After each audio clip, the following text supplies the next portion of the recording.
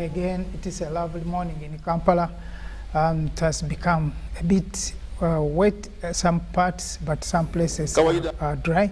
It is calm and cool and very interesting today.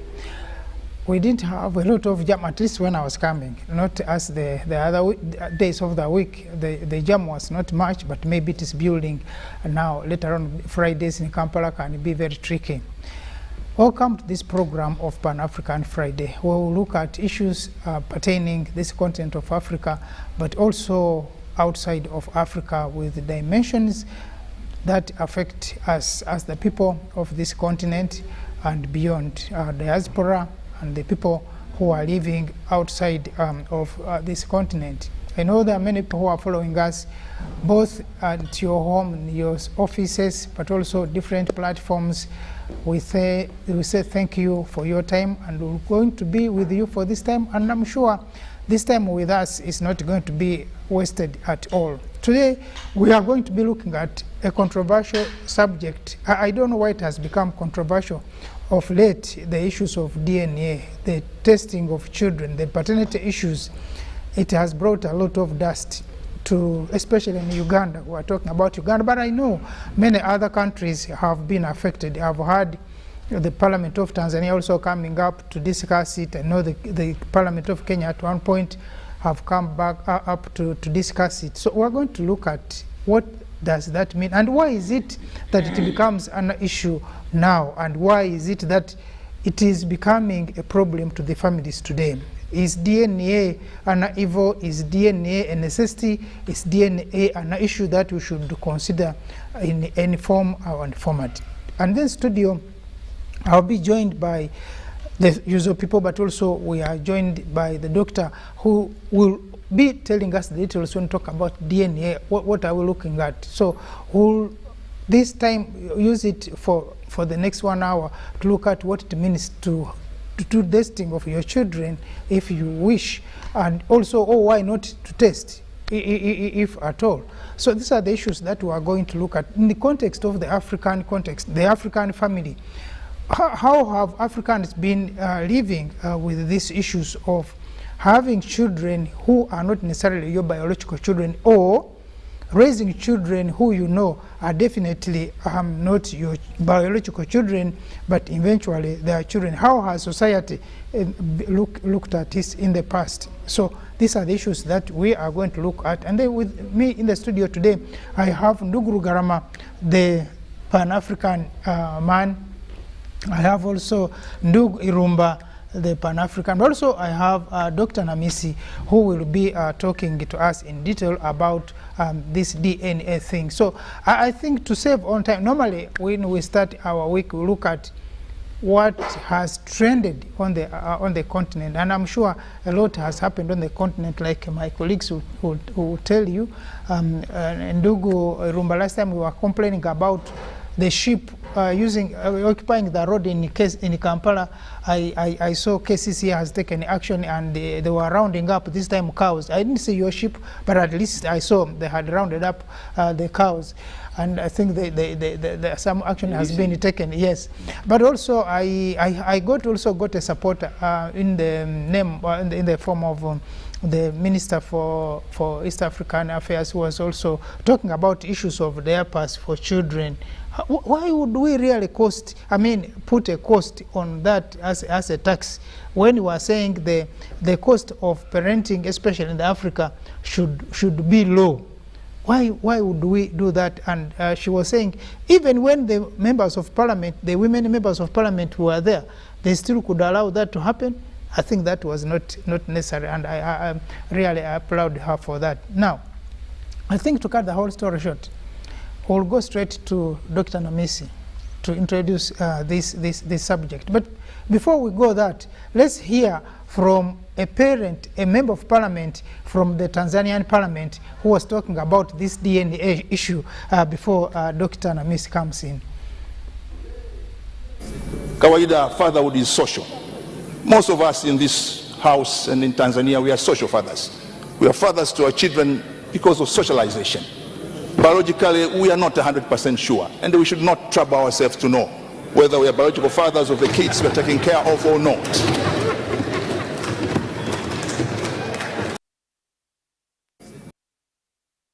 the man is saying, no, we as fathers were social, and we produce these children socially.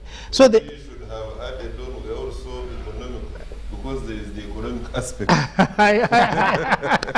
I understand. So that why should we even subject the children to test? Just raise them. And the spokesperson of Internal Affairs, Mr. Munde, was also saying the same.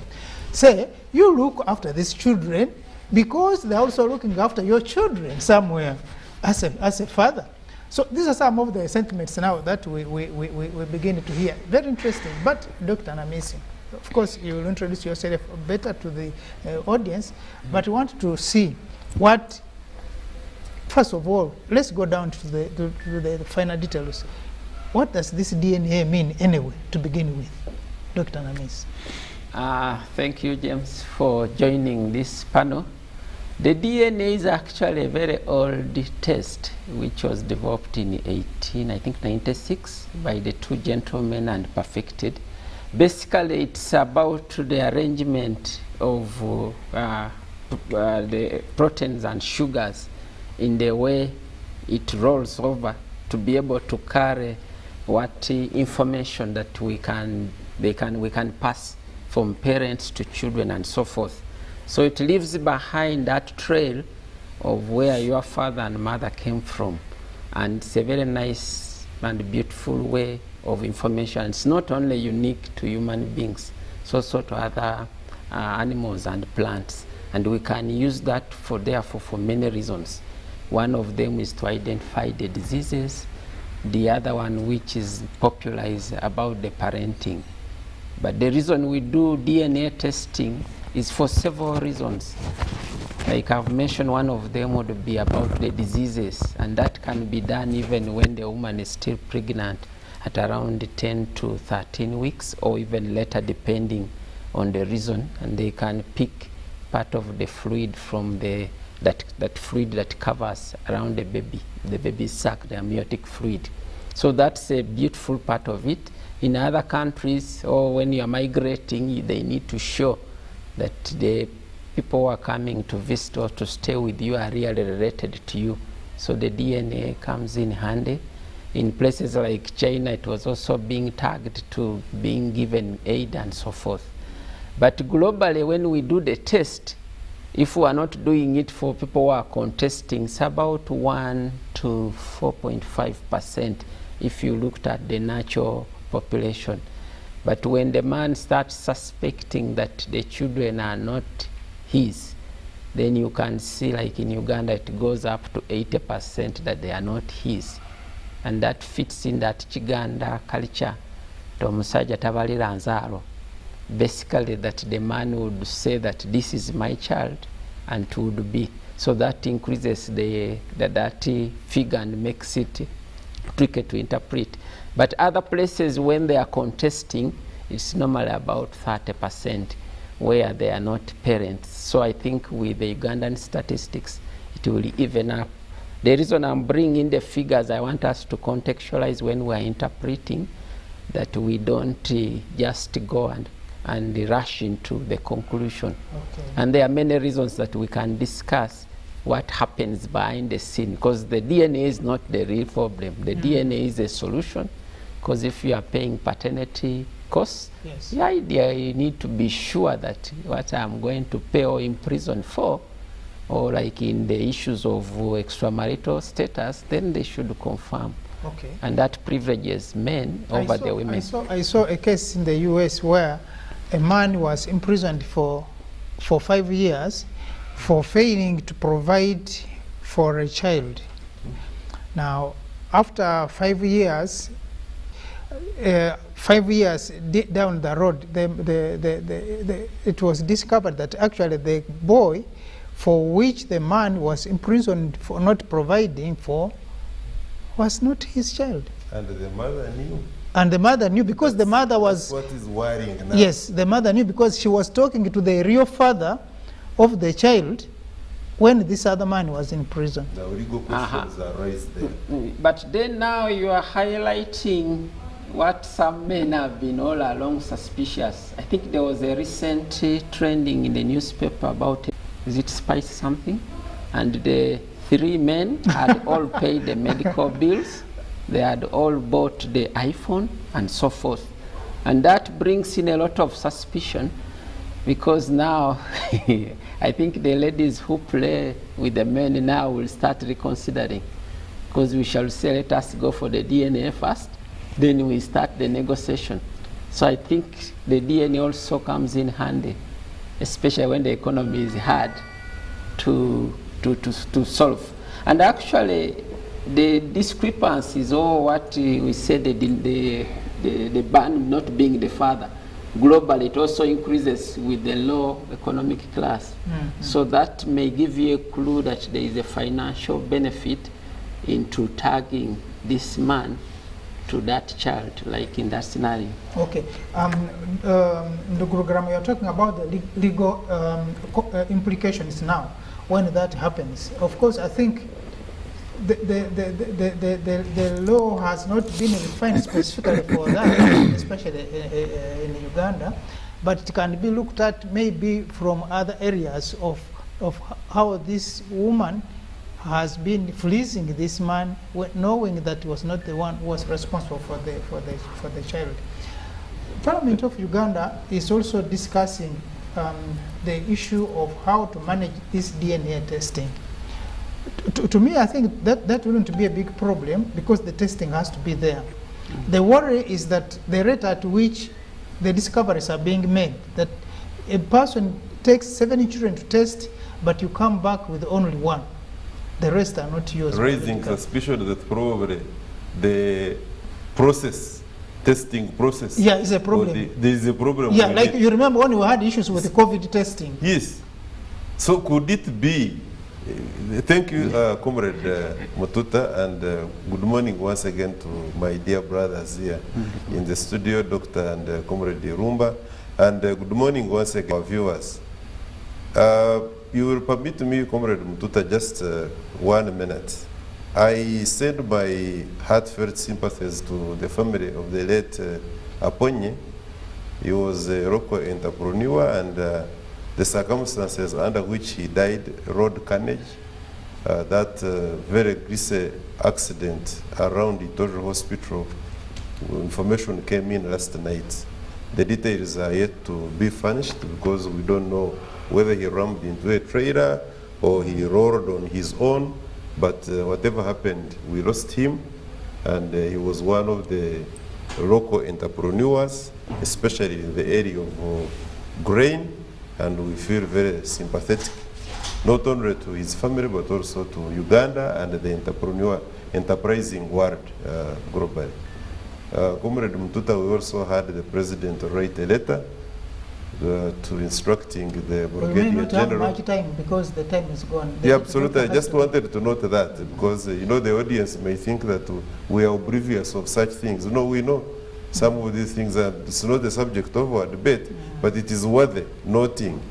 And I saw the president of the 1986, 87, 89, and probably the early 90s in that letter. I could see him there. Okay. Now, coming to the DNA, this DNA thing, to me, I want to discuss the aspect beyond science.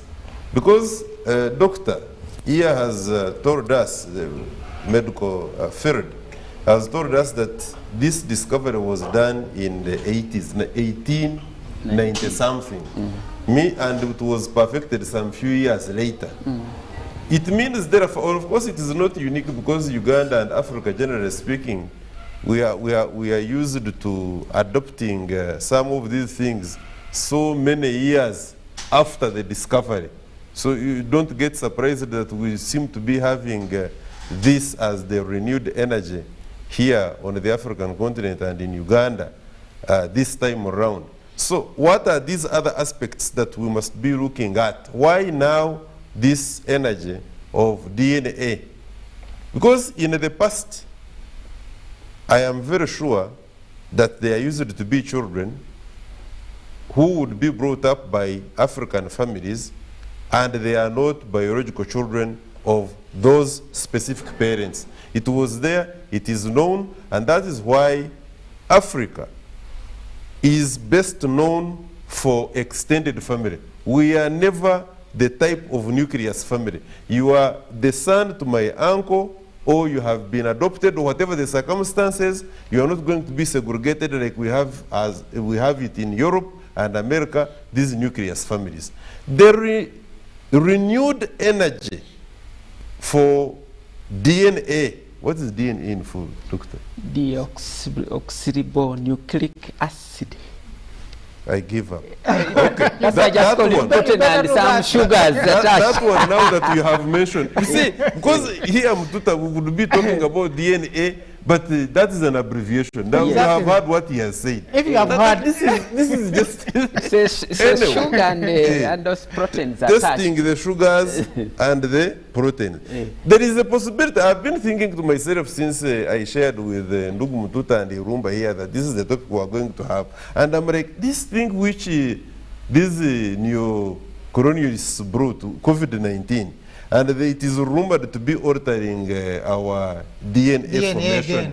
Is it not? Is there no possibility that probably? That's why you're having trouble. Yes, we are having increased trouble. No, just thinking aloud, because anything is possible with science. We have seen that in the past. Science can be used positively, science can be used negatively. And I'm not making a case for women, because you may say that, and these women who go way and get children out of wedlock, probably, that now I'm trying to make a case for them. No, but there is a possibility. Probably. The doctor, when we go into the depth of it, will tell us whether that is possible.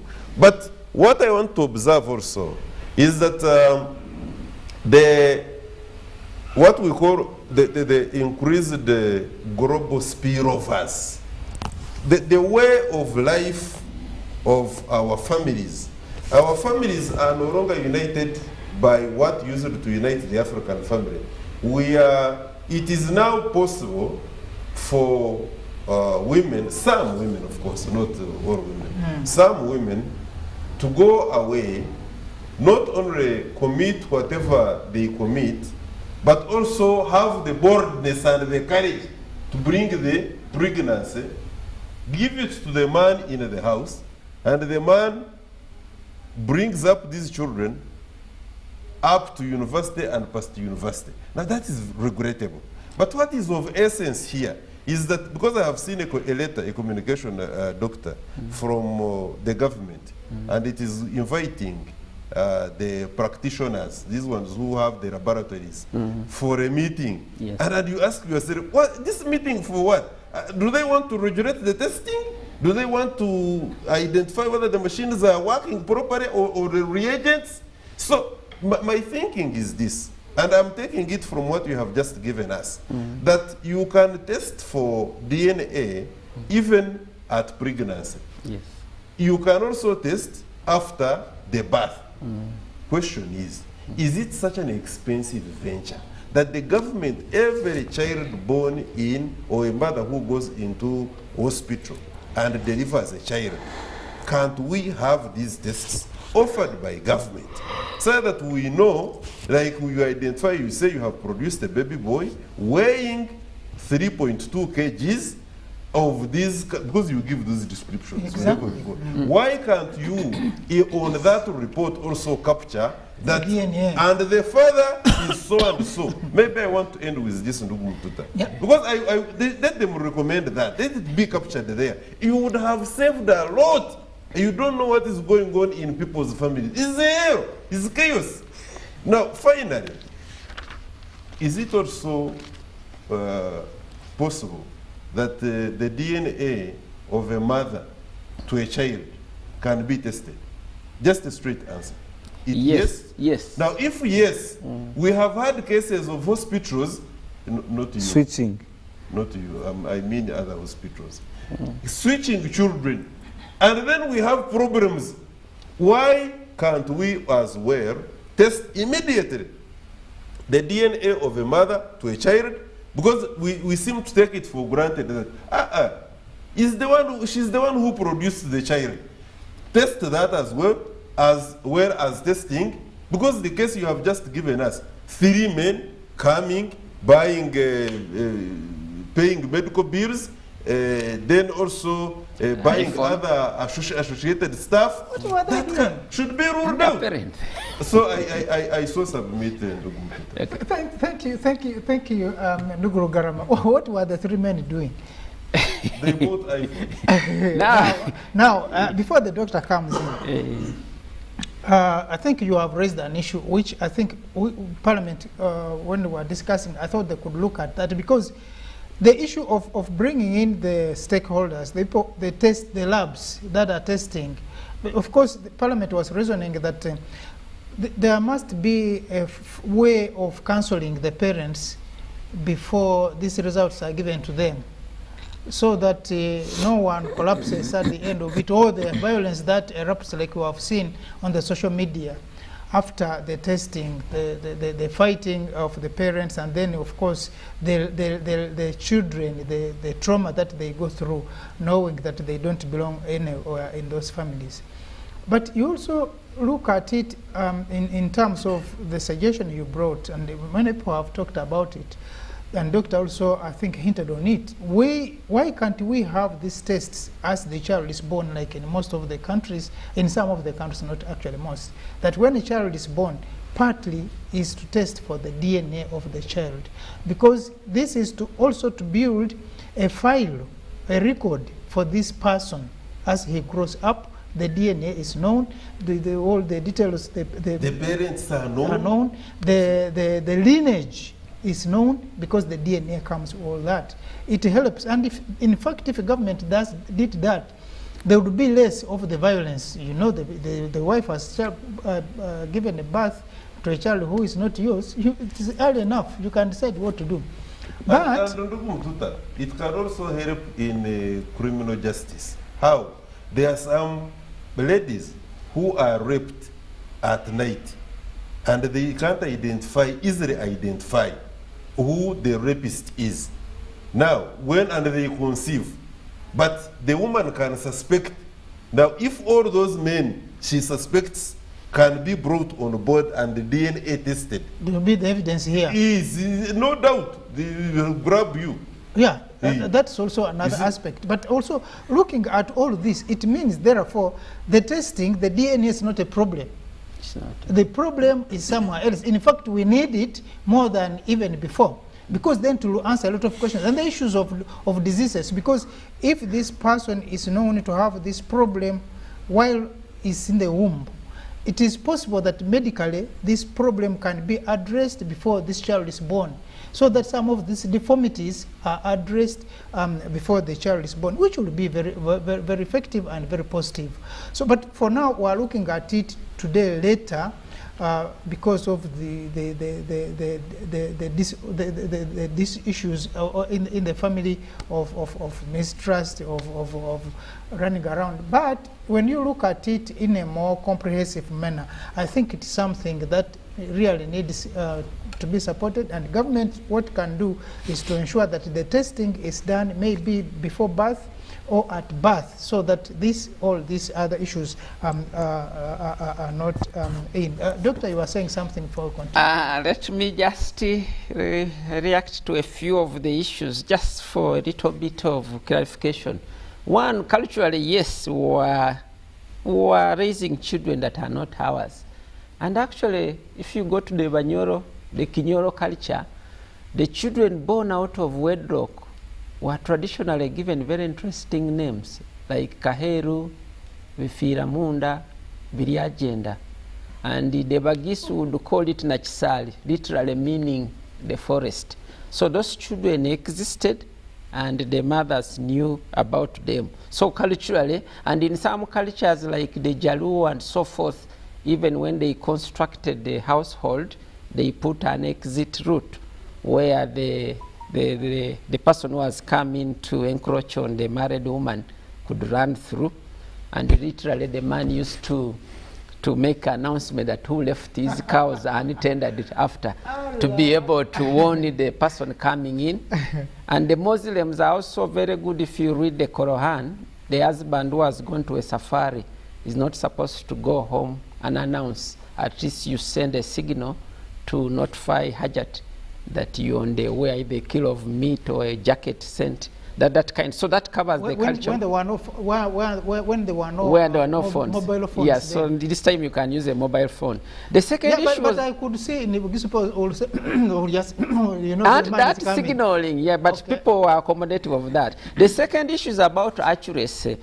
In terms of accuracy, when the government calls or the ministry calls the lab test, this is a test ideally you need accreditation because of contamination and the issues that may come in. For example, I may go and pick somebody's DNA, and then I know this is the real father, and you come, I take off your sample, and then I use the real father, and you will tell me that that's the father. So this is where I would think the government should accredit, if that is the regulation for the purpose of that. The third bit is the issue of cost. Universally, the cost of DNA is about $100 to about $2,000. You know, there are about 3 categories of tests. Okay. The one we are using is mainly on the Y chromosome, where we are looking at the man, and we look at about, I think, 24 areas. We call them alleles. And those areas is where they used to calculate how close you are. But for the mothers, they use the mitochondria. Mitochondria is like the powerhouse of a cell, the part of it that's used to generate the energy, if you can put it in local terms, to do the cooking. So that also carries that memory. But there's another test where you can look at your lineage, for example, and trace the ethnicity and all that. That's the one which is towards the 2000. So I think that covers a lot of those. Now the issue here, when you say you do universal testing, it sounds very good, but considering the cost is about $100 to $2,000, that's a lot of money for our country. Remember the budget for the Kampala roads was how much? Is it 6 billion? Mm-hmm. Yes. So if they all for a year. You're also failing to cater for interns. They were failing to cater for interns. So when you say we need a test of about, let us put about 400,000 per child. And remember, we are highly fertile. An average Ugandan woman can have up to 6 to 7 deliveries. That's why so if you multiply. That's why I want free diapers, because. No, the diapers, people misunderstood them. One, the people who are making those laws, first of all, are not in the reproductive age group, majority of them. Oh. And that's the bad thing when people are making a policy which does not and which doesn't concern them. That's what we say in the Bible, that a bad tree produces bad fruits, because they are making things they are not concerned. Number two, they are not in a vegetable situation, because the people in the vegetable situation will need diapers, adult diapers. For example, if you and me have stroke and we cannot look after ourselves, the quickest is to put a diaper and the susu to put in a catheter so that the urine. When you pay attention to those, then you reconsider the diaper. The diaper is not the homosexuality, no, but they were inferring, and again, that's the what we call privilege. If you look at privilege and their disadvantage, those who are privileged, they use all methods, direct and indirect. And the direct one is such where you are inconsiderately saying diapers are bad. Okay. The women tend to use the indirect. The indirect is where you get another woman, I also get another one, and I give you the baby to raise. To me, I call that an indirect way of using privilege, because she knows the father and she keeps quiet. Now, before I come to Ndugu Irumba, looking at this DNA again detail, we're talking about the lineage. What happens if my brother fathers a child with my wife? There are two things that can happen in that scenario, but the quickest one, even identical twins, even if you are identical twins, there will be a difference. The chances of being very similar are very, very low. That's the one message I want to bring in. The second message is the complication of the trust. You may be having a brother, but your mother got the brother from somewhere else. Okay. And that's where the twist becomes more complicated. There was a case of an old woman who was supposed to take the grandchild, I think, to US. So and she suspected that this child doesn't seem to be ours. My son is child? Yes, like, the grandson. Okay. So they went and did the DNA test, and indeed, she was right. So she celebrated. But then the woman said, just a moment, it's the brother who gave pregnant. And when they did the DNA of the brother, it was over 99.92 are not related. And it came back to the grandmother who raised the issue. Because the grandmother had gotten this boy from outside. And things became ugly. So that's why when people are, when our powerful men are complaining of DNA, I know the women have been losing so far. And I've been telling my friends that the next round of fight is the women who are going to pick public figures, the pastors, the MPs, the ministers, and whatever is on the top, and to show the DNA that these are the children. The child. Then you will see the real music. We haven't reached the real music. The real music will come when the mighty are being brought down on the paternity test. And some of them now trying to say they want to ban it, they are protecting. Yeah, because they're trying to protect because themselves. The past are well written. The DNA is there. Exactly, I can see that. Ndugu Irumba. Now, this DNA thing is becoming interesting. What happens now that you find there's this saying that you are only your father's child when your mother is dead. Because she can say, by the way, you are making noise for us here, but you don't belong here. And you'll have no say about that.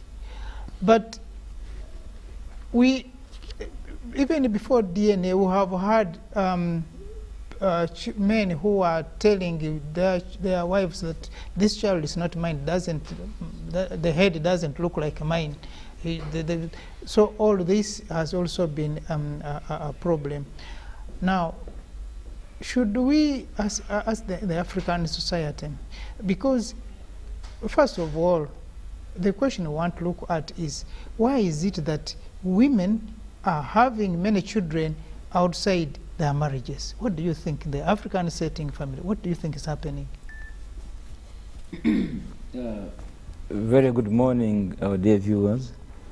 And I thank you for always inviting us here with Comrade Karama. And I also thank you for inviting this doctor here. He looks to be so informative, right? Especially some of the pronunciations he's making about DNA. If you ask me, Karama is a lawyer. If you ask him to repeat what he has said, or he loses his practicing certificate. Councillor Karama can accept to lose his practicing certificate. So, now, first of all, there are some people I have been saying that, especially members of parliament, trying to create a loophole that is going to protect the testing of children. And most of them, I've seen them hinging on the argument that the children's rights, the children's rights, and then the psychological torture. If you're a child's rights advocate, I think the first right that you should fight for that child is for him or her to belong to the right family. Exactly. Sure. So you cannot be a child rights activist or defender and you say don't check her or him because of the psychological torture this child will get out of the testing. That is already wrong.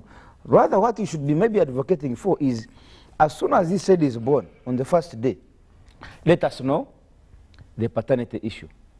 So that right from day one, even before it starts understanding, it has been given to the right family. What has been happening to women is now they look, who has more money than the other? Economic father. You are the father. But inside her, she knows this is not the father. And then, when the man is even going to wed, you have grown up, you even have a family, you are going to wed. Yeah, your father, my son, come I tell you before I die. This is your real father. That man, as old as he is, that torture, shifting from this family to that family at your age, Mr. Mututa. Even when there is nothing you want from these people now, but shifting. I'm like, my mother's dead. So that is number one. I don't agree with anybody who brings that argument. It's so lame. It's so lame. The first right for the child is for her or him to belong to the right family. Now, Mr. Council Rugarama, you are Pan-Africans. Do we have these kinds of testing in our traditional way? Yes. Yes. Our families, the moment a child is born, they would send this child to the clan heads or these judges, the old people in our family, the elders. They would simply look at this one. They say, hey, this nose is for Irumba. Information Irumba. If the first team that visits you when you have just given birth as a woman in the home is comprised of 2 strong elderly women from the family who simply turn the baby upside down, up, down, and then they go back and say, it is ours. It is ours. In Rutoro, we call it Kutondo Mwana. Kutondo Mwana. You know, they come and confirm whether the child is our clan member or not. They began using the umbilical cord. Yes. They even delay, when you see them delaying to give a name, you know they are still investigating. And they do it clandestinely. So now, where is this argument coming from that no, this is a new thing, so we should not do it, we should not encourage it? The world is simply not static like you want to think. That yes, if the other day, Mr. Mututa, if our great-grandparents were making sometimes mistakes by simply looking at somebody, because it is true, a child can resemble someone, you know, by coincidence. And these people, because they don't have the scientific means of proving that, they can simply say, this is not ours, this is the other person's child. Now, there is a scientific means of now confirming. This is simply adding value to what you have been doing traditionally. There is nothing changing. Now, I have heard some people saying, for us in Africa, we groom every child. Yes, I also have children that I groom, and you know, Mr. Mututa. But I groom them knowing this is not my child. Not my biological child. Yes. And even when you come to my home, I cannot allow you to differentiate between my biological child and the other child. Exactly. Isn't it, Mr. Rugaram? But that cannot take away the fact that I know this child belongs to some other man. And at a certain point, especially when this girl is going to get married, I will tell her, please, the real father, I am your father, but the real father is here. Yes. And please, remain the way we are. And what's wrong with that? So, women are trying to say this because they know they've been tiptoeing out of their married wedlocks, going outside, bearing children. Then they put a lot of pressure on this man that you have 9 children, educate all of them. After educating all of them, you run bankrupt. This woman now has a fallback position. She knows the other man has been saving money for all those years. So she will continue getting money from 2 sources when you don't have the other man's supplies. You get, have you ever had a woman saying, well, in the village you hear, akasente kechikazi kavawa. Kanukasente kechikazi kavawa. These are the issues. When you leave, this woman calls the other man, sindika akasente kechikazi abana kebanalia. After all, your child is being paid school fees for. How can you fail to send 20,000 for food now? And the woman calls you once a while. How will you fail? Now, when he sends, you come and eat. Bombuza sendo sijewa, munanga kasente kafeke chikazi, kasente kechikazi kavawa. So we are trying to open the Pandora. Please, can we take these children? And the women, I have seen a woman, member of parliament, trying to advocate that they should protect the children. Hey, We should protect the children after knowing their paternity issues.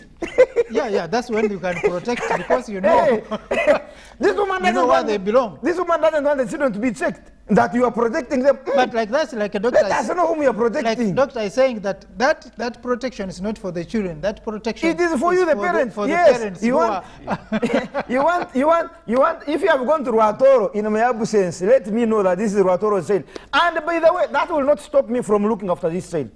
We all know that in Africa, children belong to communities. A child is for the community. It's not your child. But everybody knows that although this child is for the community, this is her home. Father. This is his home. Hey, what's wrong with that? So my conclusion is, the only issue that we can now contest about is, should every doctor, should every doctor or every hospital conduct DNA? My answer is no. Why? Some people are going to start making money just out of that, and by doing that, they are going to cause more trouble to families. You will find that, Mr. Mututa, actually in COVID-19 and other things, you find they are saying you are positive when actually you are negative. Yeah, so there should be a sieving. Controls. Yes, there should be because a sieving. even let us know which HIV. hospitals qualify to carry out. Because even in your profession, doctor, yes, not every hospital does certain tests, yes, isn't it? Yes. So that should apply also on DNA. Even if we started, this is just an opinion, by saying regional referral hospitals, even if that was the argument, that for purposes of DNA tests, the accredited hospitals are only regional referrals. Even if we said that. To be sure. Then we begin, accrediting more others. Yeah, because the moment you have the capacity, they come and check your machines, they approve them. We have do tests, they check. We are not saying government should wash its hands from this. No. You see, everything that affects the community, as long as that community is within the geographical boundaries of a country, so defined, the leadership must be having its presence over and above. Now, but you see, for you to come up and say, like, was it Rumba who you just mentioned, or it was you, Comrade Mututa, that a legislator here was saying, let us protect the children. Come on, who are you protecting? Let's be clear here. There's someone who are you want to protect yourself. Yeah, and you're talking about, this issue shouldn't look so controversial, because there's nothing new that is coming up in terms of knowledge. That we have seen that communities and families had the issues, had the way, the science of proving that this child is our child or this child is not our child. Because there were a number of things that were being done. Someone was suggesting something else. But so when that is proven early enough, it also helps the child to grow up to bond with the rich family. Yeah, I belong to this family. Yes. Than waiting until a man of my age is told that your father, actually you don't belong here. In fact, one person also was posting to say, as I think even now, adult men should also test their parents so that they don't look after parents that are not. I think that was a shock. But there is something here, Mututa, there is something here which maybe our audience should also help us in. I don't know if our number is still working.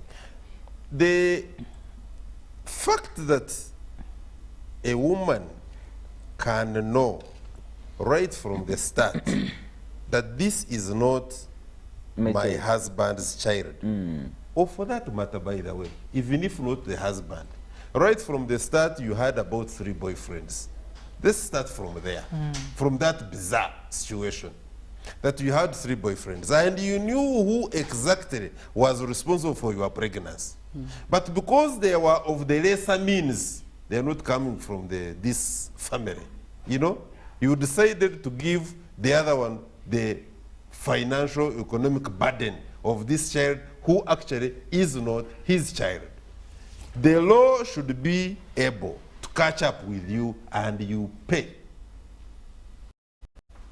You must compensate the trauma, the costs that you have, the burden that you have put on this man, economic, social, and otherwise, bringing up a child who is not his. Yes. Now, when it comes to marriage, that is even worse.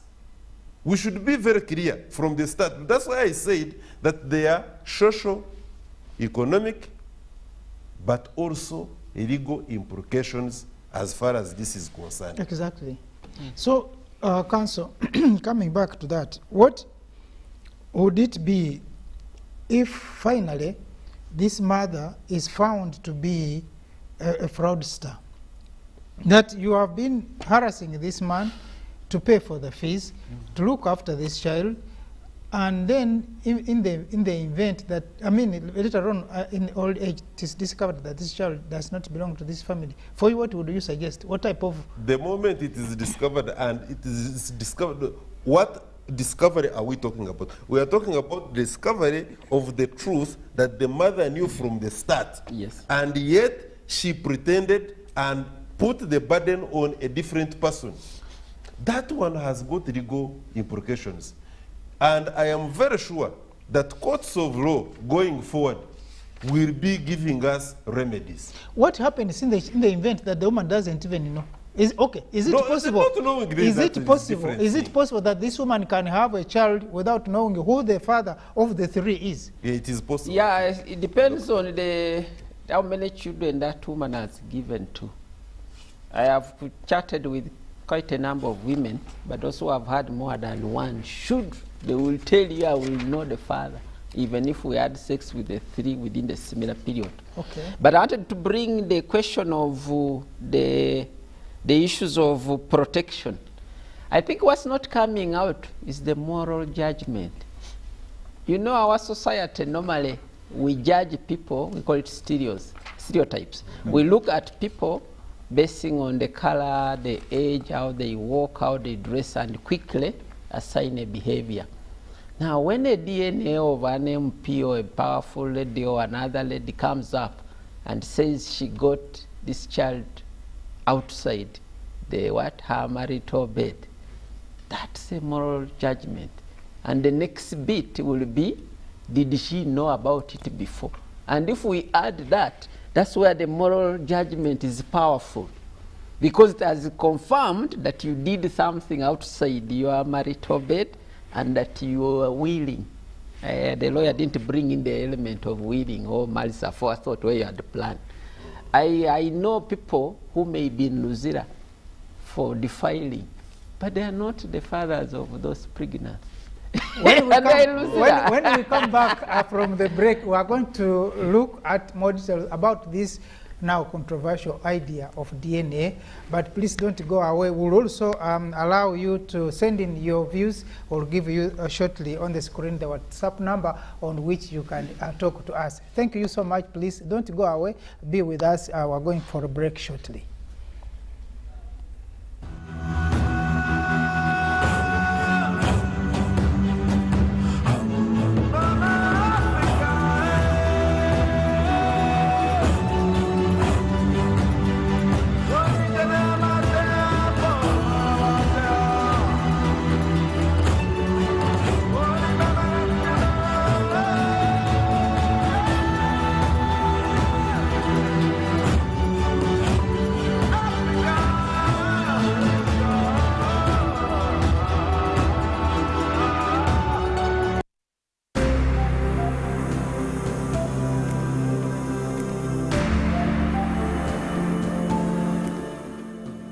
This Prereno, as the name prescribes, is the project for restoration of livelihood in northern region. So it was designed to support the population in order to implement the national programs of wealth creation, improving household income, and this is done through supporting agriculture, and by supporting agriculture, you support seed production, training of farmers, mindset change, and if it went ahead to have components of food security grants, whereby families were given grants to be able to improve their food security. But there was also community-based natural resources grants, which were given to families to put in place woodlots, which would help them to reduce on killing the vegetation and deforestation, looking for energy or for firewood.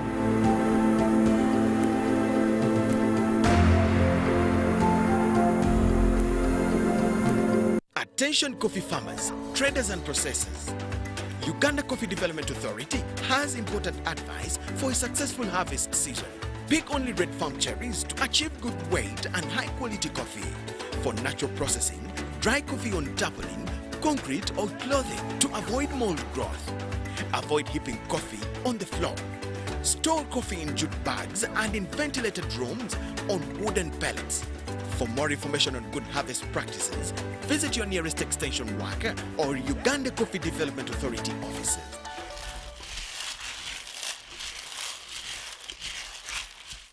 Road traffic crashes is one of the leading causes of death among young people aged 5 and 29 years. In 2022, Uganda registered 21,473 crashes, out of which 4,534 people died and 15,227 seriously injured. 22 people die every 100 crashes, and on average, we lose 12 people daily. Legacy Road Safety Initiative, in partnership with KCCA, Ministry of Works and Transport, Ministry of Health, Uganda Police Force, Red Cross, Rosaku, Boda Boda Industry Uganda, have organized the second Road Safety Marathon for the crash victims to help create awareness, build cohesion among stakeholders, train first responders at black spots, and support a health facility. The marathon will take place on the 23rd of July 2023, starting at 7 a.m. from Nakasero Primary School grounds. Book your kits at 25,000 from Legacy Road Safety Initiative offices located at Old Kampala Chicken House, 2nd floor, room 18, or 8th Street, Safeway, Rightway offices, Total Energies, Ovino Mall, Boda Boda Industry Uganda, or visit www.lrs-initiative.org to register. Call 0752-605-479 or 0776-598-817 or 0414-698-675. Proudly powered by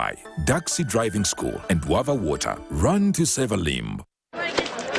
Juko. Yo. Wachikuwa. Check the shopping, man. What's your secret? Haven't you heard of the Parish Development Model PDM? Yes, I did, but I thought it was just a talk. No, Sevatia. It is real. I and a few friends together formed a circle, accessed money from the PDM, invested in a portrait project, and now things are moving. Juko. I thought I was one of your friends. You are. But you left me behind. I didn't leave you in poverty. What you do, just visit your LC2 chairperson and your parish chief and start the process of economic transformation. Just like that. Okay. The Parish Development Model is an initiative from the government of Uganda through the Ministry of Local Government designed to transform all lives of Ugandans for the better. PDM, my parish, my development, my life.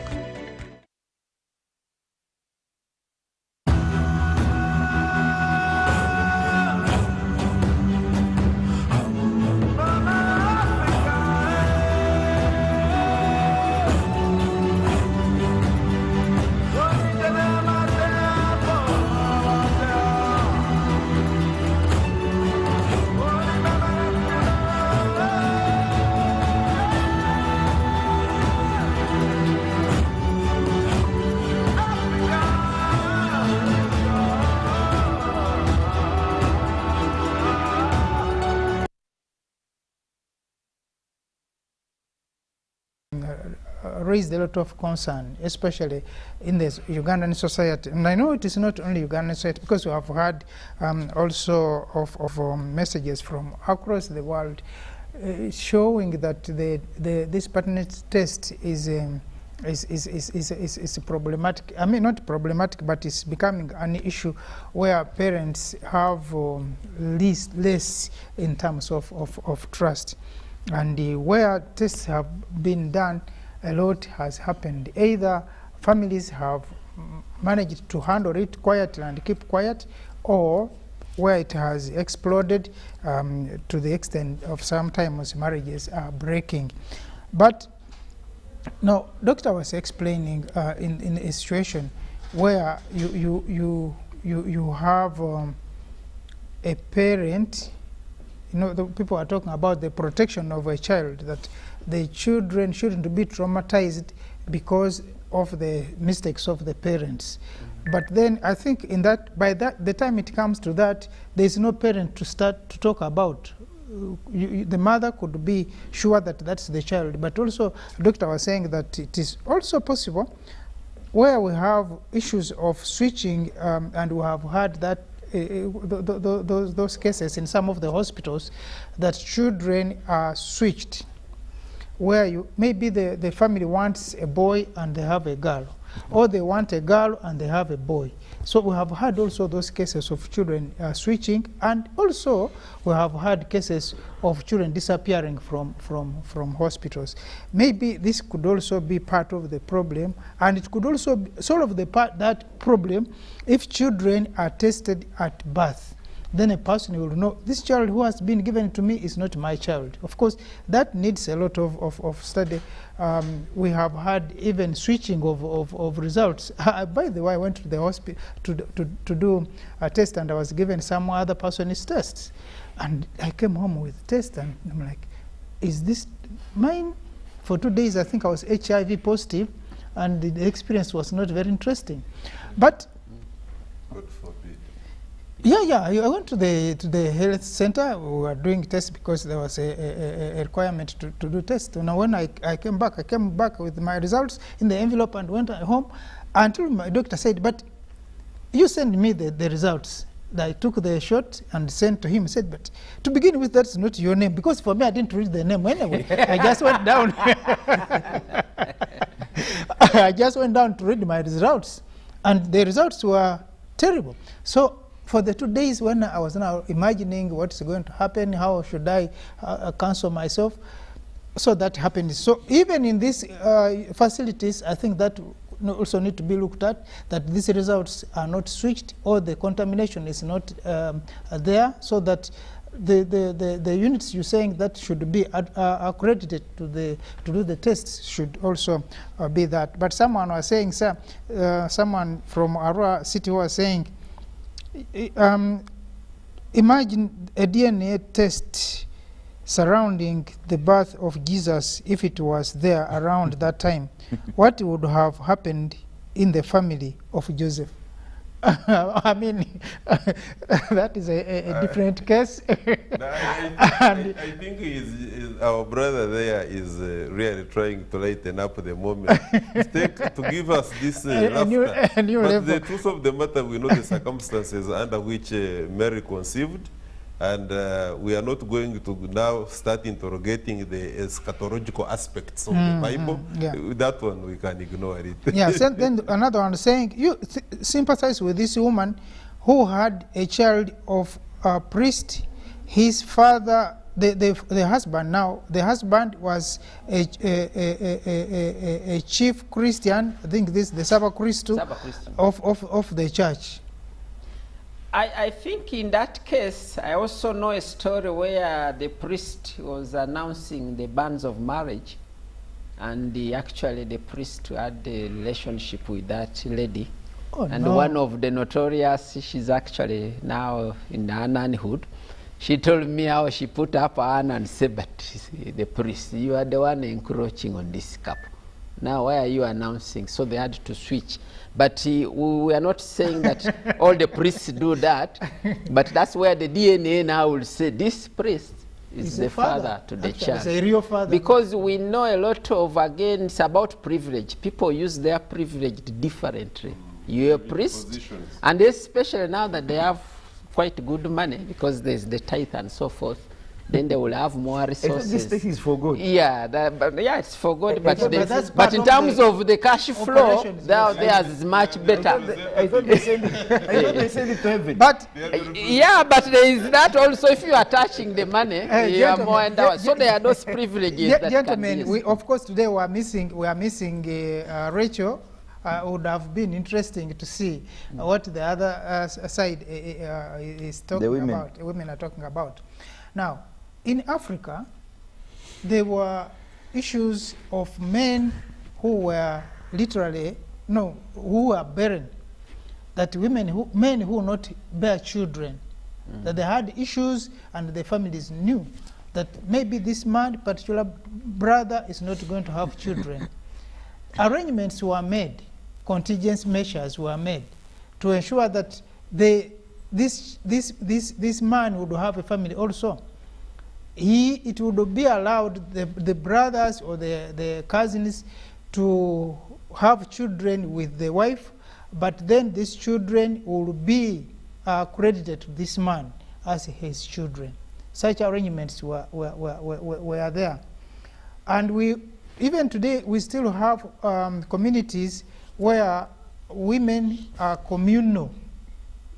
When a woman is married in this family, the male members of the family still can access this woman and sleep with her. For the benefit of the African community, do you think this was a better arrangement in context of what we're discussing today in terms of DNA and Guyurumba? I think that used to happen in Africa. I am not aware that it is still happening, because it used to happen just here in Ankole here. The Banyankole. For them, a woman was a woman was for the family. It was not yours. But with this education and enlightenment and aid squad, the aids and so on, I think that has since eroded. So I don't want to attach it to any culture now. I don't think it is there. I said it used to. Actually, it used to, yes. Actually, it used to happen. Still there, the Banyankole, they still do it? Yes, the Banyankole, the brothers would come and traditionally put a spear in the outside compound to signal that he's Rugabiri. Maybe and then before even the wedding, you know, in the Kinyankole culture, before the wedding, there should have been evidence of pregnancy. How do you do that? Don't ask me, but that is by the man, isn't Number it? two, before by the cows, by the real man. Yes, before the cows were delivered, before the cows were delivered, there was what we call Kandolentes and Joey's agent, the father-in-law. Used to check the father-in-law. Yes, yeah, to check the path where the cows are going. To the right. So that hasn't died totally. In 2017, I was collecting that on gender, and actually it was there. And that may explain some of the HIV prevalences that may be appearing and looking familiar. If you compare with the Bachiga have a very strict culture that they have the 3 wives, and that's normal to them, but they are tightly marked. They go to dig with them, so their HIV was 3.5. And the other tribes, the Batoro and so forth, who marry only 1, but we people. But they blame the younger daughters in the compound for sleeping with the older man. Their HIV was about 12%. So that gives you a clue about the behaviors around sex, what happens. Okay. That there are some issues that we need to pay attention.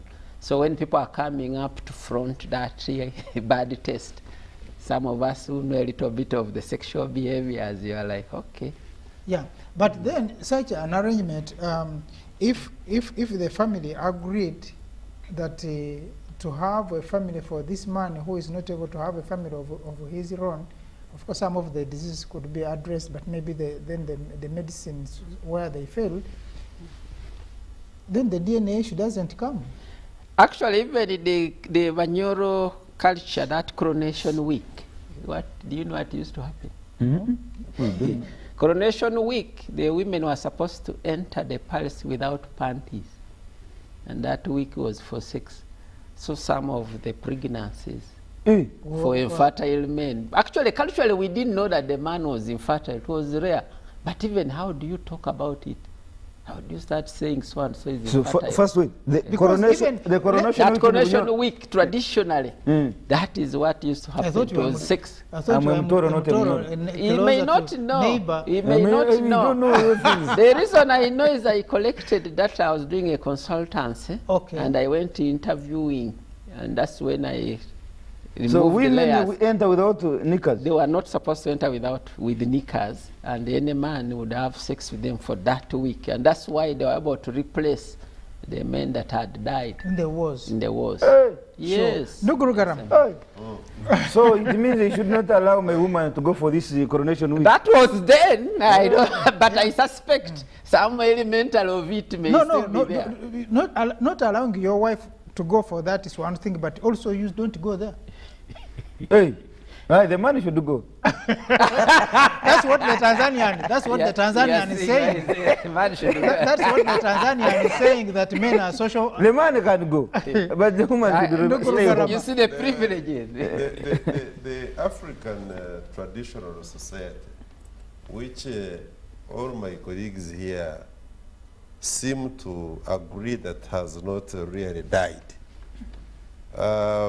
had checks and balances to everything, almost everything. What we're experiencing now, especially in the wake of increased tests, DNA, and the results coming out not pleasing, is, in my opinion, and this can be subjected to a lot of interrogation, the lifestyles. What happens is that the African traditional society has lost that clout, the touch it used to have, because of what the circumstances under which we are living. We are living a highly commercial life, where it becomes a little bit difficult, given the nature of work, for a man and a woman to stay together.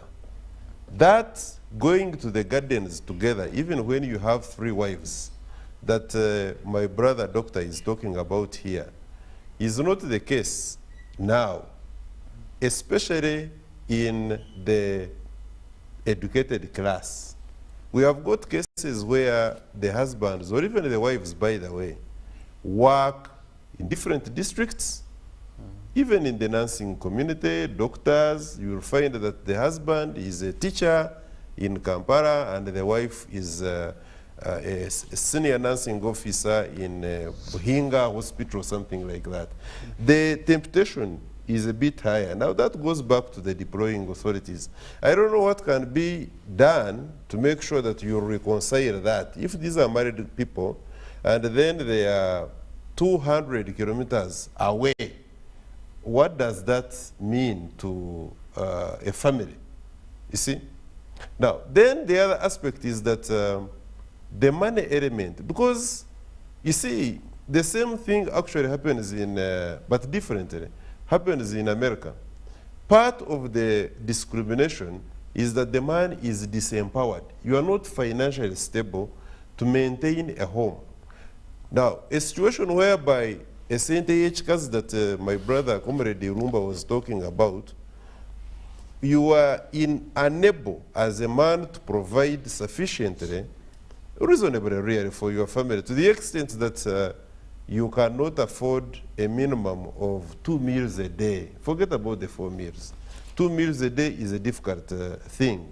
But even what you provide is extremely substandard. The cost of educating the children is also a problem. It is very difficult for you to talk about conjugal rights. Now, when that fails, we have got specialists. There are men out there whose work is to play on the wives who are not materially catered for. They are there. There is a group in all urban centers, Kampala and other urban centers. Now, that has increased the situation of getting children outside marriage. And even what we were talking about here, with due respect, because we don't intend, we may not have a woman here on the panel, but we are also come from families where there are girls and women. We are born by women, you know. So it's not that we are insensitive. No, we are not. We are simply trying to put this debate in perspective. And we are saying that the materialistic world in which we are living, this very shambolic economy, globally speaking, and the case of Uganda and the developing countries, generally speaking, has created a situation whereby women are being played on. Then this materialistic world I'm talking about, even in our institutions of learning, we have got cases whereby the students, you go to our colleges, universities, and look at what is happening there.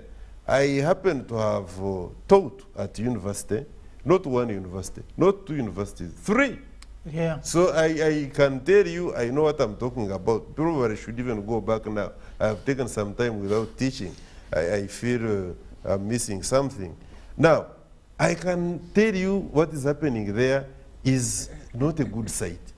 You find a young girl, for you a parent, you have sent your child there, and you think this, this case of hostels now, forget about what we used to experience at Makerere. You are in Rumumba, girl is in Mary Stewart, Africa. There was, but this time, there are all sorts of hostels littered everywhere. And what is happening there? A young girl, 19, 20 years, 4 boyfriends. One for the coursework, another one to provide the weekend, going for weekend. Then there will be the one for the big man, you know, for cash, buying clothes, screen, TV, fridge, you know. You enter a girl's room and this girl is living large, you know. And the father, I don't know whether the father has visited these girls there to check, say, well, who bought this good TV? Who bought this? I don't know. So what we are saying, therefore, is that you come with that culture from the university and you take it to, for you, a young Mututa comes and marries, you marry, you know. You marry a young girl who has just finished university, but my brother, you don't know what you are taking. These other 3 have not abandoned the claims. They still claim, so you are now number 5. Or if you are like out of the 4 that were with her, then you have taken her. The 3 are still there. They are helping you in all aspects. Yeah. Cases of DNA, therefore, she even doesn't know who has produced with her. Exactly. So therefore, we are greatly challenged as a community. And I want our legislators also to be sensitive. I want because they are the ones who make the laws, they should be able to provide, and they do appropriation. They are appropriating. Let them appropriate properly to enable our medical team to be able that some hospitals, and they make it as a policy. They say everybody born in a hospital, there must be proof on the birth certificate which must be issued. You don't leave the hospital without a birth certificate. That should be mandatory. Say, no way should a child, even if you are born from health center 3, must the parents go out without a birth certificate of a child. That is 1. 2, that after a given period, since the DNA is done, we have just made an assumption that it is done at a regional referral hospital. Yet after the 1 month, 3 months, the government can afford that. By the way, I wonder about people who think that our governments are poor. African governments are not poor. Sure. We have got a problem of appropriation and another problem. We don't allocate resources where they're supposed to be allocated. When we do appropriation allocate, and misappropriation. yes, when we do allocate properly, then there is a problem of the end user. That finally, who is supposed to use this money? Somebody, somewhere, not responsible to use this money, finds his hand in this money, and the end user does not use it. So at the end of the day, I am very sure that regional referral hospitals can afford, as a starting point, can afford after a month or 2 months to say, now a child who was born health center 3, all of them after 3 months must be taken to regional referral hospitals for DNA. Say that we do not have to subject the parents, especially men, because they seem to be the culprits, they can do the devil's advocate, to the trauma and the child. Let us not be seen to be arguing for purposes of getting votes. Now, not looking will for you votes. have these bishops and priests still in churches if you want to check every child? Well, the bishops. I can see the dilemma there, but you see, No, but policy still- must be policy. Exactly. Policy must be, if it gets you on the wrong side, so be it. What can we do? What are we going to do to the bishops? Yeah, because if there And are the those, priests. if there are those who have misbehaved, then the law, Yeah. the law will catch up with Absolutely. them, like another law anyway. But now, what You have of seen course, the parliamentarians alone one was themselves. saying that why we need to abandon this DNA. Because at the end of it, a child belongs to the member of family. parliament, they're having a That's- chat with their maid. that You want a- them to check. That a child belongs to the family, so that the family should be able to look after the child. But when you look at this, you are looking at the economic, because Nduguru Garama, we are talking about the economics of it. Maybe, which also brings in this one, the increasing cases of these children being born out of the marriage, partly is because of the economics, because men are now looking for money left and right and center. By the time the man comes back home, he's either tired, he's frustrated, he's not in his rightful mind to be able to have sex with the wife. And the woman is not going to wait until you get the money and you are not. We have even seen those who are comfortably having the money, our families. In fact, they are the biggest victims. Doctor was talking about research here. Let me provide this information, Comrade Mututa. Doctor was talking about research here. By God's grace, I have happened to undertake certain research assignments. But this particular research was done by some bishop in Ankore. And of course, by nature of their work, they are counselors. And he came out in one of the conferences, he was making a presentation. He said, I am increasingly getting disturbed. Why and how?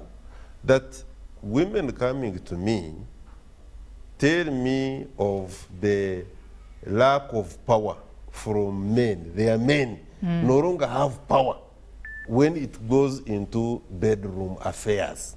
This is a very serious concern. Yeah. It's not a simple one.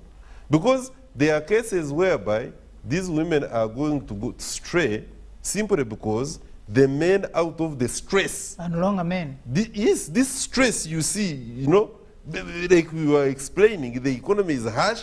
People are trying to balance school fees. You are trying to balance rent. You are trying to balance looking after the family, generally speaking, which sometimes, by the way, is extended family in majority of the cases, being the African society.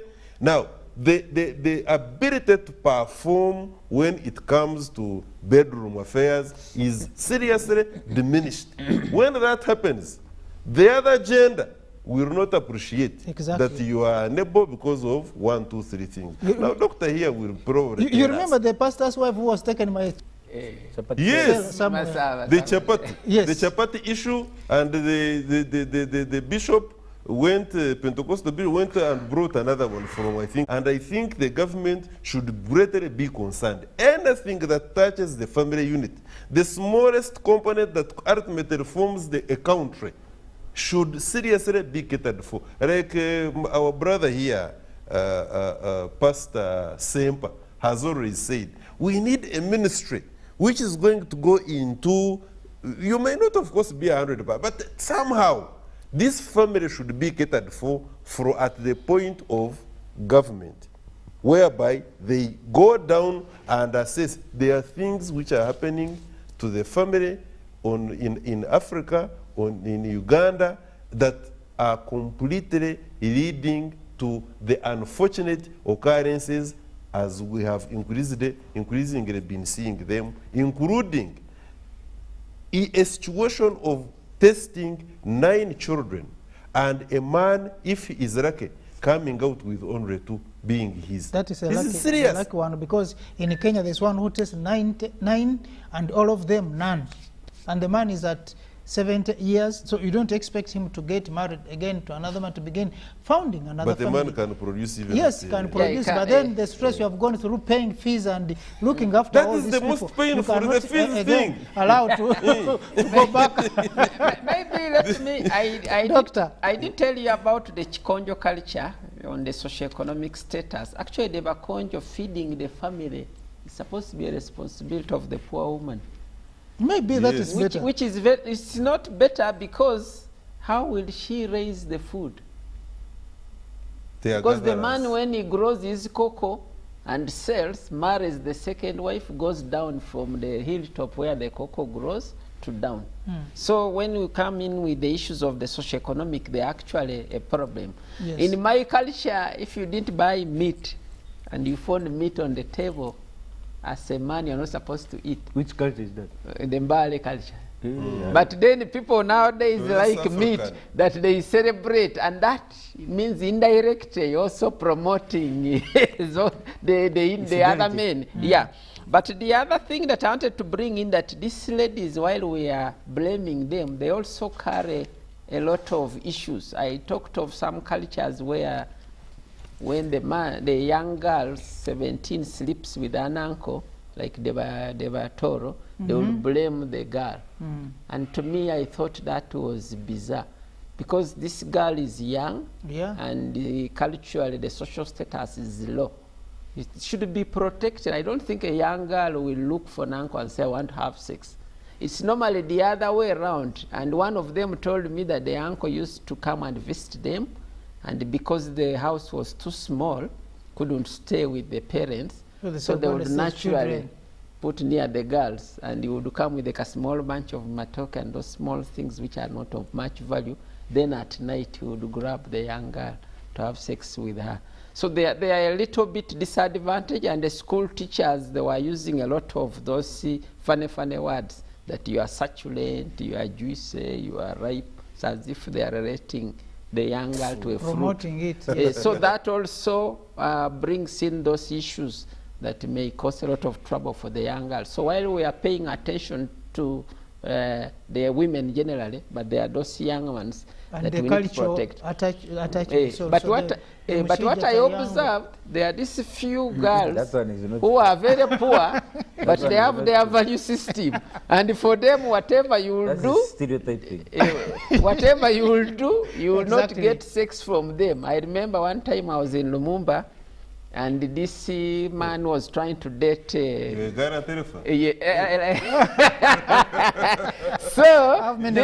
this man was trying to date a girl. The girl didn't look nice according to our standard.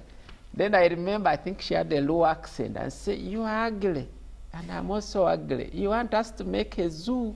And I looked at the man coil. I'm like, okay, I think that was a powerful message of sending him off.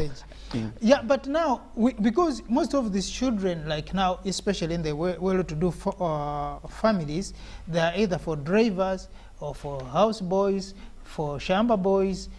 So it means, therefore, much as the women could be having issues, men are also having issues. Yes. Because if you are not going to have time and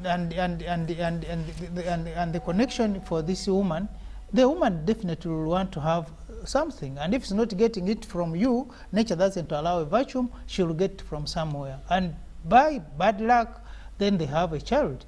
So this woman may not now tell you that, you know, this child is for the driver or for the shamba boy, but it's a child growing up in the home, then the man has to be responsible. So I think there's also need for the men. You said of people who do the counseling. I think there's also need now to have men counseled, because you are going to look for all this money, but you are going to end up have no family. Now, doctor, there is the other person who is saying that when a man sleeps with a woman, the DNA of that man will stay in that woman longer than we know. I saw it in the WhatsApp group, but let me first comment on before I come to it. You are talking of the children who may be used by the askaris and the bodyguards and the drivers. You know, in psychology, there is that psychic energy within children. And as parents, when we are raising them, we're always saying, don't do that, don't do that, don't do that. I'm yet to hear people say, do this, that. Now they don't make the child accumulate that energy. So what do they do with it? And then you start giving them presents and all that, phones, and that also lowers how they reason. So I expect if you say don't do this, you should always have what they should do. So that's the message I wanted to bring. And the other message is about the sexuality. Sex actually in some faith is quite elaborate. If you look carefully under the Muslims, there is a way they would prepare, they have special dresses for the evening and a special food and so forth. So they had that elaborate. Even after sex, they have an elaborate way of cleaning themselves, and maybe that's one of the reasons why the HIV may be lower. So the sex had that elaborate. And remember, the men are visual, and the other thing that has lowered what the lawyer is saying could be the use of condom. Sex was supposed to be a sign of trust. And when you put on the condom, it takes away part of that. So it reduces the sex to just, I don't know that I should call it still an act, or to just omukolo, gugwe, and that's it. And that may have effect on the enjoyment of it. Of course, there are other issues. The women, I used to say, those days were more caring and they were willing to stay in marriage. So whatever they would do is to stay in marriage. So that would help. But nowadays, I think tobacco and that kind of thing. Back to the semen. When the semen enters the woman, I thought it is worked on, digested, and that's it. So I don't know how the DNA will be transferred and permanently stay there. Then that means whenever would do the DNA of the women or the lineage, then they will be chaotic. Then they will be chaotic. But I know there is a study where there are diseases that may be transmitted along the mother's gene, where they now go and edit what I told you, the powerhouse of a cell, the mitochondria. There is one where they did and replaced it, and then put it back to the lady. So that is that. But for now, I don't have extra justification. But maybe as the science advances, maybe we may confirm.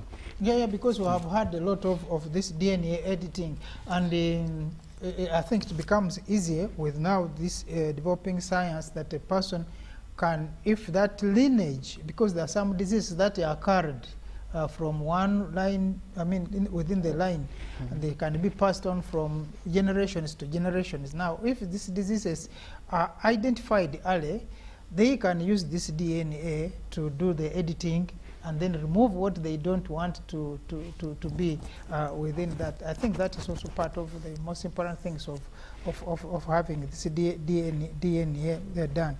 But I think it was Ndugu Rugarama who was talking about, there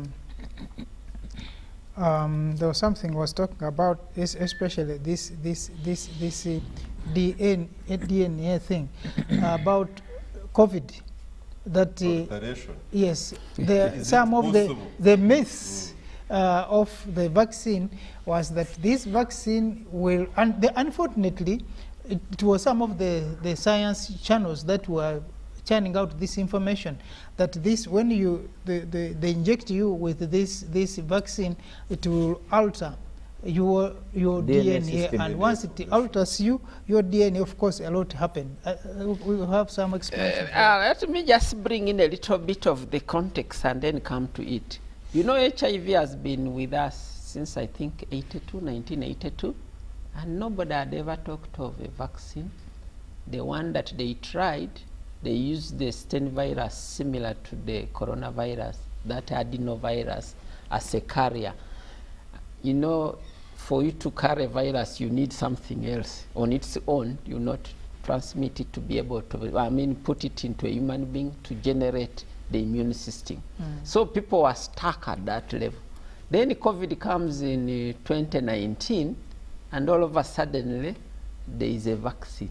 So that brings in a lot of issues. One, normally vaccines to be done, it's a long, first of all, there is a period alone. Then there are procedures. So people wait. Now that the period is shortened, and that HIV has been there since 1982. And you know, and the third fact, that the manufacturers of the vaccine are the ones who manufacture ARVs. So how do you explain the three facts in one sentence? Doesn't that therefore, in that case, doesn't the pharmaceutical industry become nothing else but a business? And now that's where the conflict of interest is at the peak. Yeah. Now the other thing is that the coronavirus, the spikes, cause a lot of bleeding, and you had a lot of people claim had died. So when you look at that and you go back to the HIV vaccine, one of the reasons they had abandoned is that bleeding tendency. Number two, the coronavirus was also mutating, like the HIV. Now when a disease is, an infection is mutating, it becomes difficult to target. And then the third thing, which was known, that even the vaccinated ended up with COVID. So in that confusion, you don't know who to trust, irrespective of your level of knowledge. So that's why the vaccine becomes an issue. And up to now, we still regret. I read one of the directors of the CDC, and he said you'll never give a license to somebody who is trying to produce a vaccine or a new product that is not tested, unless if it's a large business manufacturing. And I was like, oh, maybe that fits in, because these are large manufacturers, the Pfizer and so forth. Actually, because now the other thing is that but before before you go to another thing, I've been forgotten. sorry. Now, comrade, I think it's no longer, for me as a Pan-African, it's no longer really contestable or discussable that COVID-19, AIDS, these are businesses. And that's why the CDC director told you that they cannot give a license to these smaller manufacturers, like this man who is who tried to manufacture Covidex. Dr. Guam? That one will, he can even die one time in an accident, quote unquote. They will never allow you to manufacture. But China and America, they can manufacture medicine on Monday, and on Wednesday it finds its way in Africa. And you will be the testing animals here, Africans. Where is even the Gund of Cuba, the antivirus, the vaccine of Cuba, yes, whose efficacy was well over. Yes. So this is a business. America, the people who say AIDS has not yet got treatment or medicine since 1982, they now have what they call ARVs. That you have to take a tablet every day, and you can live even for 30 years. Yes. Comrade Mtuta, if you can create and manufacture an ARV that makes the disease at bay in your body for 30 years, how have you failed to manufacture a medicine that kills it completely? But you have manufactured a tablet that keeps the disease in my body at bay for 30 years. I can live, or even 40 years. You come and tell me you have now failed to work on the same ARV to manufacture a medicine that can cure the disease. How will the big pharma So the issue is, if I treat you and you be well, then tomorrow I have no business. So you must continue being my business for the next 30 years. Actually, these people these AIDS patients used to die, and the white man used to lose business. Now they sat down and again said, but now, if we manufacture a disease that kills them, how are you benefiting? Let us keep them for the next 30 years. So for the next 30 years, you have AIDS, but you are still a client. And we shall also be having a new case. No, I think we'll have a day here for pharmaceuticals, and people will be surprised at the extent of the business and how these pharmaceuticals definitely control even the politics of the world. Yeah, the advocacy, they are powerful. Yes, because when you look at how much money is pumped into they call it lobbying. Lobbying. Into lobbying by the American firms and European farms that are manufacturing, especially American farms, because for them they don't even have manners, call it. Money, theirs is just money. Whether many people will die along the way, as long as they get the money, the market, they will do it. And they will Bill Gates and Melinda are at the helm. When Bill Gates became the scientist. So we'll have a day for that, and I will call in experts to tell us the politics that is involved. These smaller farms, this COVID-X man and others, I think it's not going to be very easy. Putting up this ARV plant in Luzira. Quality chemicals. Yes, quality chemicals was not an easy thing. The government had to come in. You have to fight, you have to lobby, you have to... But it is not easy because those guys know they control the market in Africa. They are going, first of all, send you diseases and also fall back for sending you drugs. What happened to our brother, the one who manufactured this herbal remedy for COVID-19? That's the Professor from Malaysia. No, from my this island, African island. Yes, that one. The consignment, first consignment was to ordered Tanzania. by Tanzania. Yes. What happened? I think probably even these so-called regulators, international regulators, they must have put, said we have to test this thing. And it just died. It fizzled out. First of all, they will subject you to long protocols of testing. Secondly, along the way, they will tell you of the efficacy, that the efficacy is not yet 100%. Yes, and the impurities exactly. And all that. And they will take you around, and the end of it, they will not allow you, especially if you are coming from a less developed country, and more so if you are coming from Africa, because they know that's the biggest market for the European and American pharmaceuticals. So they will not allow you to do that. But like I said, we shall have another day for that. Like, next week we'll be looking at, which we should have looked at later on today, but because time was not there, the issue, these riots in France. Why people are demonstrating? France, I think, has been demonstration after demonstration after demonstration. And the truth be told, Ndugu Mututa, that thing, the riots in France, can simply not be reduced to the increased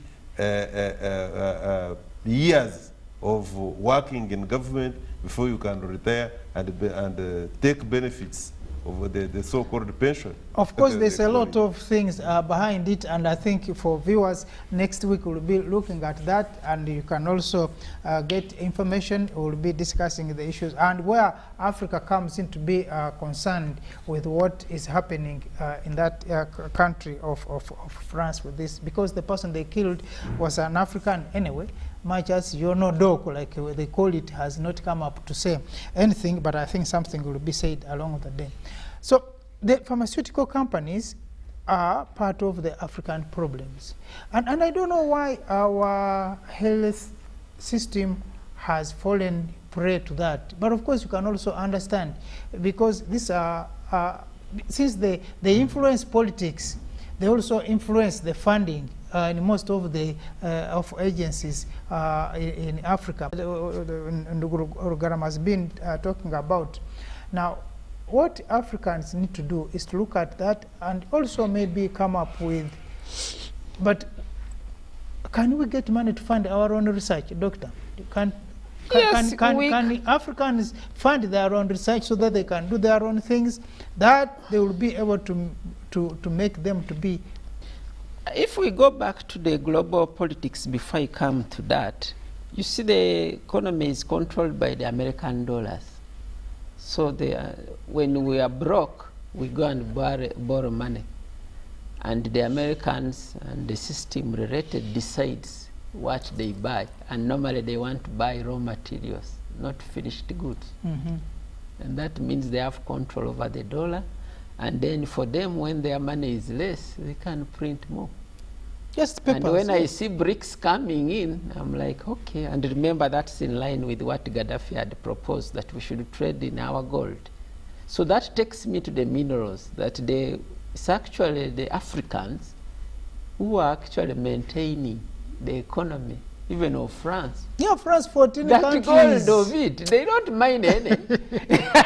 14 countries of Africa. And they keep all their money there, and they can't even get it. They have to borrow it.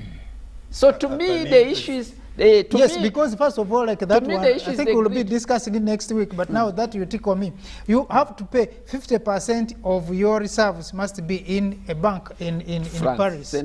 Central Bank. Now they have one in Dhaka and another one in Nani.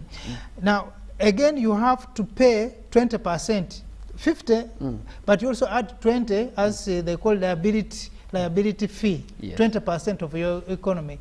So you have 70. You are working within 30. And they limit how much you can borrow. Yes, even within 30. Should you need part of your money, Tell write to us. Then we shall assess and see and lend to you at interest. And that was an agreement before named Pact for Continuation of Colonialism, which was signed between the countries that were so-called regaining their independence with France. In other words, without those West Africa, French West Africa countries, the economy of France would not only be rioting now, it would be dead and buried. And you know what?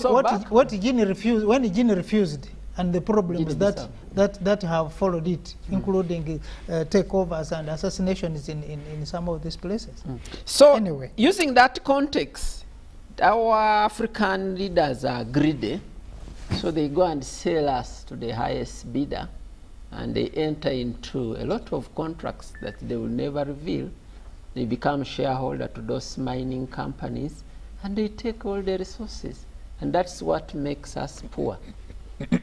If we were to circumvent that alone, then we would end up having a lot of money to decide the fate of what we want to do and how we want to do. So it's that greed of our representatives that they sign things on our behalf. Guru Garama, we are winding up. I wanted to ask Doctor 2 questions, then from which I will make a very quick conclusion. One, where do we get majority of, where do you make majority of, do you make medicine? But at least you have that information. Where do we get majority of our medicine? Is it from soil, from plants, from minerals, from what? Majority of them are from plants and some modifications. Thank you very much. Is it therefore not a fact that Africa has got the highest number of percentage of forests and plants on planet Earth? Yes. There are actually even some powerful drugs that were discovered through Mumbwa here, that prostaglandin, for the pregnancy, the bleeding and inducing labor. It was actually from Mulago here and stolen. Stolen? What are you saying? The Indian professor who came and observed the Mumbwa extracted it. He's the one with the copyright. So every manufacturer pays them money, and Uganda zero. And then from there, what are we saying? So my conclusion, Comrade Mututa, is... From there they will say Africa is very poor. Very poor. But we are donating. My conclusion, therefore, Comrade Mututa, we are done. as you said, I conclude, is one, that the African Union is still challenged because they have got an electorate of science, and innovation, that technology bit, like we have peace and security, like we have ECOSOC. Now, I challenge the African Union. I know they continue to rediscover themselves and do a good job. I want to challenge them. Like they have always heard, let them emphasize the issue of turning DRC, which right from the start, the Nkwame Nkrumah had envisaged as a center of pharmaceutical industry on the African continent. Correct these scientists. They may be having their own limitations by nature of the kind of education they get exposed to. But at least even Bill Gates has admitted that Uganda in particular has got the best, some of the best scientists. He has admitted it. Okay. Bill Gates. Let them go ahead and make sure that we make a clear, edge-cutting discovery into science, medicine, and use DRC as our center, and we shall have nothing to do with this imperialist. Thank you so much, gentlemen, and thank you much the viewer who has been with us since we started this program. Because we have run out of time. Give me 30 seconds to conclude. Our time is not with us because we have to leave stage for the next program which is coming. But I think the discussion has been very interesting. I can't stop thinking about the stealing which has happened in this country. I also conclude like Comrade Rugaram. It will be unfair for Mutoro not to conclude. Yeah, because time you have less than a second because I'm winding up. You know what he's saying, that an Indian came and stole. You might find, Mr. Rugaram, that this Indian did not connive alone. There must be an African who connived with that Mulago. So the problem is not mainly the Muindi. It's also mainly your mindset. How do you allow somebody to come and steal from you, and you are facilitating him? It's called the Mereyale. So the mindset of Africans also. Yeah. So thank you so much, people. Thank you so much, Doctor and colleagues, for have been here for this program. And next week we'll be continuing on Friday again with the Pan-African Friday. A lot of discussions, like we were saying. We are going to look at these issues of imperialism again, more on Africa. How can Africa be stabilizing economies of the Europeans and other countries when ourselves we are definitely doing badly back at home? Until then, have a nice weekend. We shall be meeting then on Friday. Thank you so much for your time that you have been with us.